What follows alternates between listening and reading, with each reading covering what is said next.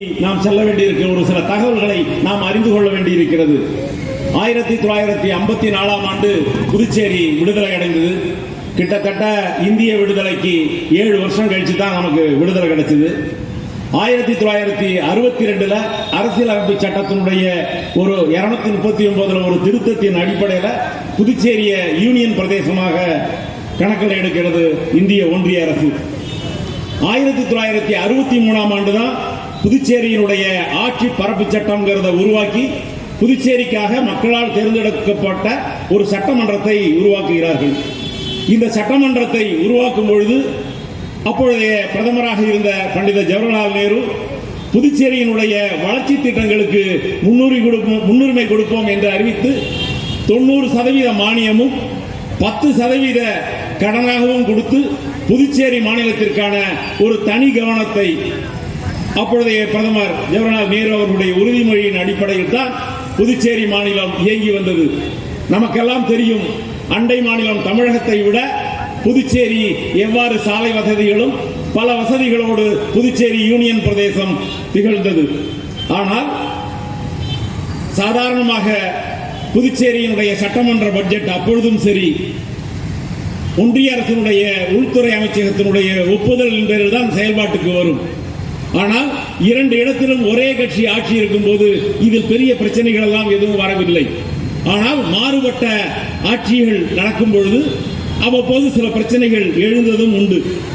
ஆனால் இதையெல்லாம் கடந்து புதுச்சேரிக்கான முழு மாநில அந்தஸ்தை நாம் கொடுக்க வேண்டும் என்று கிட்டத்தட்ட சட்டமன்றங்களில் ஒவ்வொரு சட்டமன்றம் கூடும்போது ஏகோபித்த தீர்மானங்களையும் பல முறை அந்த தீர்மானங்களும் நிறைவேற்றப்பட்டு வந்திருக்கின்றன. ஆனால் இந்த தீர்மானங்கள் எல்லாம் மத்தியில் ஒன்றிய ஆட்சியாளர்கள், அப்பொழுது காங்கிரஸ் ஆட்சியாக இருந்தாலும் சரி, பின்னால் வந்த எந்த ஆட்சியும் இதை கணக்கில் எடுத்துக் கொள்ளவில்லை.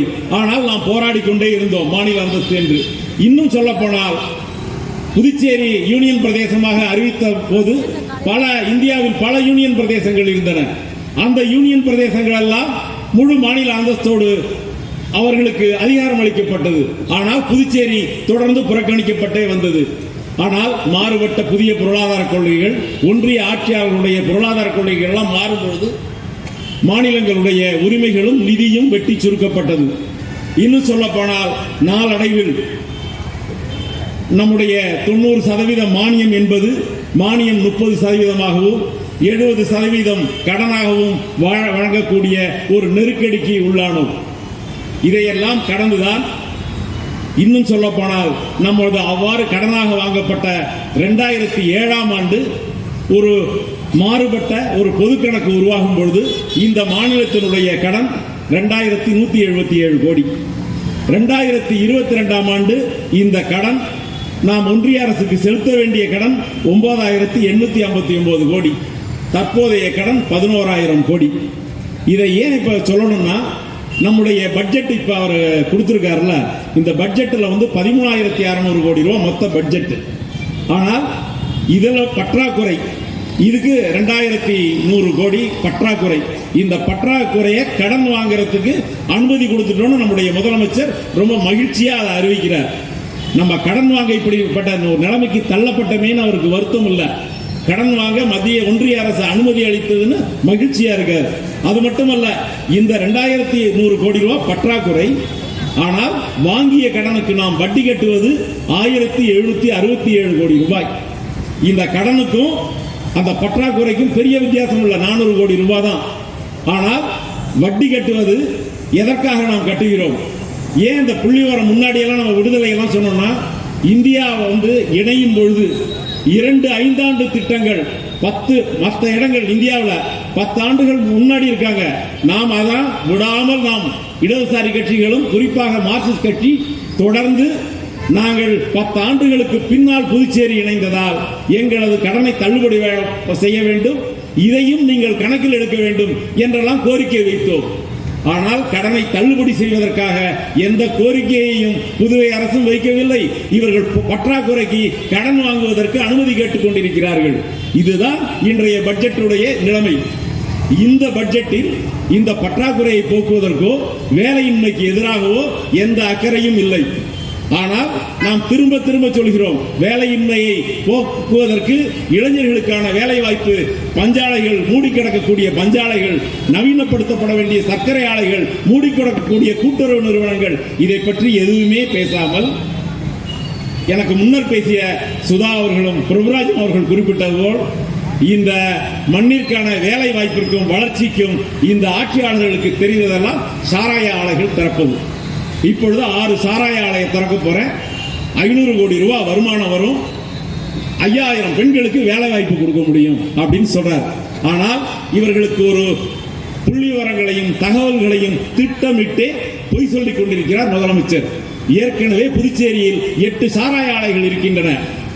இந்த 8 சாராய ஆலைகளும் நிலத்தடி நீரை முழுவதும் உறிஞ்சிக் கொண்டிருக்கின்றன. இந்த 8 சாராய ஆலைகளும் சரி, புதிதாக இவர்கள் திறக்கக்கூடிய சாராய ஆலைகளும் பல மாநிலங்களில் மறுக்கப்பட்ட, பல மாநிலங்களில் அனுமதி அளிக்காத, நிலத்தடி நீரை எடுப்பதற்கான அனுமதி இல்லாமல் தான் புதுச்சேரியை நோக்கி வருகிறார்கள் சாராய வியாபாரிகள். பக்கத்து தமிழகத்தில் நிலத்தடி நீரை எடுக்க முடியாது. இன்னும் சொல்லப்போனால் 1 லிட்டர் இவர்கள் சாராயம் உருவாக்குவதற்கு 15 லிட்டர் தண்ணீரை நிலத்திலிருந்து உறிஞ்சிக் கொண்டிருக்கிறார்கள். இன்னும் சொல்லப்போனால் 500 கோடி ரூபாய் வருமானம் நிச்சயம் இல்லை. இந்த 8 சாராய ஆலைகளும் சேர்த்து மொத்தம் 19 கோடி ரூபாய் தான் வருமானம். ஆனால் இங்கே இவர்கள் இயற்கை வளங்களையும் நிலத்தடி நீரையும் சுரண்டுவதற்காக சாராய ஆலை என்ற பெயரில் இவர்கள் சொல்லிக் கொண்டிருக்கிறார்கள். எனவேதான் இவர்களுக்கு பொருளாதாரமும் தெரியல, மக்களுடைய கஷ்டமும் தெரியல. இவர்களுக்கு தெரிந்ததெல்லாம் இவர்களது வீட்டினுடைய கஜானாக்களை நிரப்புவதற்கான, இன்னும் சொல்லப்போனால் வாக்குகளை விலை கொடுத்து வாங்குவதற்கான பணத்தை சேர்ப்பதையாக ஆட்சியாளர்கள் செய்து கொண்டிருக்கிறார்கள். அது மட்டுமல்ல, புதுச்சேரியை பொறுத்தளவு 3 விதமான அதிகார மையங்களாக ஆட்சியாளர்கள் செயல்பட்டுக் கொண்டிருக்கிறார்கள். இந்த அமைச்சர்கள், தேர்ந்தெடுக்கப்பட்ட அமைச்சர்கள் சொல்றதை எந்த அதிகாரியும் கேட்கறது இல்லை. இந்த அதிகாரிகளையும் நாம் அவ்வப்போது எச்சரிக்கிறோம். இங்கே இருக்கக்கூடிய IAS அதிகாரிகள் எல்லாம் புதுச்சேரியினுடைய மக்களுடைய வரிப்பணத்தில் சம்பளம் வாங்கிக் கொண்டிருக்கிறார்கள். புதுச்சேரியினுடைய மக்களை பற்றி எந்த சிந்தனையும் கிடையாது. எனவேதான் இவர்கள் தேர்ந்தெடுக்கப்பட்ட அமைச்சரை பற்றி எந்த கவலையும் கிடையாது. இவர்கள் அந்த அதிகார மையம், அதிகாரியுடைய மையம். இன்னொன்னு ராஜ்நிவாஸ் ஆளுநர், அவர் ஒரு அதிகார மையம். அவர் IAS ஆபீசர் உத்தரவு போடுவாரு, அவங்க ஆளுநரை திருப்தி பண்ணா போதும். இதை தவிர நாம் தேர்ந்தெடுக்கப்பட்ட நமது அமைச்சர்கள், சட்டமன்ற உறுப்பினர்கள், இவர்கள் யாரு சொன்னாலும் கேட்கல. ஆனா இவங்க பண்ணிட்டு இருப்பாங்க. இப்ப சமீபத்தில் இந்த சட்டமன்ற உறுப்பினர்கள்லாம் நேபாளத்துக்கு டூர் போயிருக்காங்க. நாம் இன்னும் சொல்ல போனால் இந்த நேபாள சுற்றுலா பயணம் என்பது ஏதோ சுற்றுலா, நேபாளத்தில் போய் இவங்க என்ன பார்க்க போறாங்க? ஆனால் இந்த நேபாளத்தில் தான் மிகப்பெரிய கார்ப்பரேட் முதலாளிகளும் மிகப்பெரிய முதலாளிகளும் இந்த நாட்டை கொள்ளையடிப்பவர்களுடைய சந்திப்பு அங்கே நடைபெற்றதாக ஒரு ஆழமான சந்தேகம் நமக்கு உண்டு. எனவேதான் நேபாளத்தினுடைய சுற்றுலா முடிந்து அனைத்து சட்டமன்ற உறுப்பினர்களும் வந்தவுடன் 6 சாராய ஆலைகள் திறக்கப்படுவதாக அறிவிப்பு வருகிறது. இதை நாம் ஒன்றுக்கொன்று பொருத்தி பார்த்துக் கொள்ளலாம். எனவேதான் நாம் திரும்ப சொல்கிறோம், இந்த இங்கே இருக்கக்கூடிய புதுச்சேரி மாநிலத்தினுடைய மாநில உரிமைகள் பாதுகாக்கப்படவிட்டால் இது போன்ற இன்னொன்று, இவருடைய சுதந்திர தினத்தில் உரை நிகழ்த்தார் முதலமைச்சர், புதுச்சேரிக்கு 3 மாநில அந்தஸ்து, முழு மாநில அந்தஸ்து கிடைச்சிடும். எந்த நம்பிக்கையில சொல்றார்? ஆளக்கூடிய ஒன்றிய ஆட்சியாளர்கள் இருக்கக்கூடிய உரிமைகளை பறிக்கக்கூடியவர்கள். விடுதலையின் போது ஜம்மு காஷ்மீர் மாநிலத்திற்கு சிறப்பு மாநில அந்தஸ்து, பிற மாநிலங்களை விட கூடுதலான அதிகாரம் அவர்களுக்கு இருந்தது. ஆனால் அதை முற்றிலும் அழித்தது மட்டுமல்ல, முழு மாநில அந்தஸ்து கூட இல்லாமல் யூனியன் பிரதேசமாக மாற்றி இருக்கிறார்கள். அவர்களுடைய கூட்டணியில இவங்களுக்கு மாநில அந்தஸ்து கொடுக்க போறாங்களா? முழுக்க முதல்வரும் ஆளுநரும் சட்டமன்ற உறுப்பினர்களும் அதிகாரிகளும் புதுச்சேரி மக்களை ஏமாற்றுவதோடு வஞ்சிக்கப்பட்டுக் கொண்டிருக்கிறோம். எனவேதான் புதுச்சேரியினுடைய நீராதாரங்களை, இயற்கை வளங்களை பாதுகாக்க வேண்டும் என்றால் நாம் ஒன்றுபட்டு போராடுவதுதான் அதற்கு தீர்வு. இன்னும் சொல்ல போனால் இங்கே 24 மணி நேரம் நாம் குடிநீர் வழங்கப் போகிறோம் என்று பெண்ணையாற்றிலும் ஆற்றுப்படுகையிலும் சுற்றி இருக்கக்கூடிய கிராம பகுதிகளில் ஆழ்துளை கிணறுகள் போட்டு குடிநீர் கொடுக்க போறாராம். நீ சாராய ஆலைக்கு அனுமதி கொடுத்து ரசாயன தொழிற்சாலைக்கு அனுமதி வந்துட்டாக்க 1 மணி நேரத்துக்கு குடிநீர் கிடைக்காது. இன்னும் சொல்ல போனால் நாம் 1000 அடிக்கு கீழே இருக்கக்கூடிய நீராதாரங்களை சுரண்டுவது என்பது அது நமக்கு சொந்தமான தண்ணியே இல்லை. நம்முடைய கடந்த தலைமுறை ஆயிரக்கணக்கான ஆண்டுகளாக சேமிக்கப்பட்ட தண்ணீர்.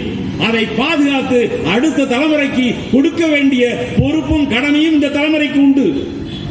நான் முதலமைச்சரோ இந்த அதிகாரிகளோ கிடையாது, ஏதோ நம்ம சூறையாடிட்டு போலான்னுட்டு.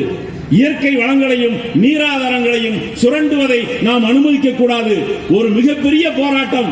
ஒரு பக்கம் போதைக்கு அடிமையாகக்கூடிய இளைஞர்கள், வேலை இல்லாமல் திரிந்து கொண்டிருக்கக்கூடிய இளைஞர்கள், இன்னும் சொல்ல போனால் திங்கட்கிழமை காலையில போய் பார்த்தா தெரியும், படித்த பொறியியல் படித்த அத்தனை இளைஞர்களும் சென்னை நகரை நோக்கி போய் கொண்டிருக்கிறார்கள். அதற்கான எந்த வாக்குறுதியும் கிடையாது. இவர்கள் அளித்த வாக்குறுதியும் இவர்கள் நிறைவேற்றப் போவதில்லை. இதைவிட அமித்ஷாவும் நிர்மலா சீதாராமனும் பெஸ்ட் புதுச்சேரி என்று சொன்னார்கள். பெஸ்ட் புதுச்சேரி. நாங்கள் இங்கே பி என்பது பிசினஸ், வர்த்தகத்தை பெருக்குவோம். எஜுகேஷன், இங்கே ஒரு கல்வி வளாகத்தை, கல்வி மையத்தை உருவாக்குவோம். ஸ்பிரிச்சுவல் சிட்டி, ஒரு ஆன்மீக நகரம், இதை அவ்வாறு உருவாக்குவோம். டூரிசம், சுற்றுலா தளமாக்குவோம். ஆனால் இவர்கள் எதையுமே செய்யவில்லை. ஸ்பிரிச்சுவல் சிட்டியை ஸ்பிரிட் சிட்டியா தான் நடத்திட்டு இருக்காங்க. அதை தான் இவங்களுடைய திட்டங்கள் செஞ்சுட்டு இருக்கு. எந்த விதமான அக்கறையோ எந்த விதமான ஒரு பார்வையோ இல்லாமல் இந்த மாநிலத்தை சூறையாட கிளம்பியிருக்கிறார்கள். நாம் முன்னே இருப்பது புதுச்சேரியினுடைய நீராதாரங்களையும் இயற்கை வளங்களையும் பாதுகாக்க வேண்டியது கம்யூனிஸ்டுகளை தவிர யாரும் செய்ய முடியாது. அண்டை மாநிலத்தில் பார்த்துக் கொண்டிருக்கிறோம். தமிழகத்தில் தமிழக காவல்துறை இன்றைய தினம் போராடி கொண்டிருக்கக்கூடிய 200 ஆண்டுகளாக முந்திரி பயிர் வைத்து அங்கே இருக்கக்கூடிய மக்களை அப்புறப்படுத்திவிட்டு ஒரு கார்பரேட் நிறுவனத்திற்கு தாரை வார்க்க கடலூர் மாவட்டம் மலையடி குப்பத்தை தாரை வார்க்க தயாராகிவிட்டது. அதை பாதுகாக்க காவல்துறை இருக்கிறது. எனவேதான் அங்கே இருக்கக்கூடிய கம்யூனிஸ்டுகள், நம்முடைய தமிழ் மாநில செயலாளர் இந்த கூட்டத்திற்கு வர வேண்டிய தோழர் சண்முகம் அவர்கள் இன்றைய காலை தினம் அந்த நிலத்தை நாங்கள் மீட்போம், இது எங்களுக்கு சொந்தமானது என்ற அறைகூவலோடு களத்தில் போராடி கொண்டிருக்கிறார். களத்தில் போராடுவதற்கு கம்யூனிஸ்டுகள் சாய்த்தவர்கள் அல்ல. கம்யூனிஸ்டுகளை நீங்க புறந்தள்ளி விட்டு இங்கே நீரை எடுக்கிறதோ சாராய ஆலையை திறக்கிறதையோ அனுமதிக்க மாட்டோம்.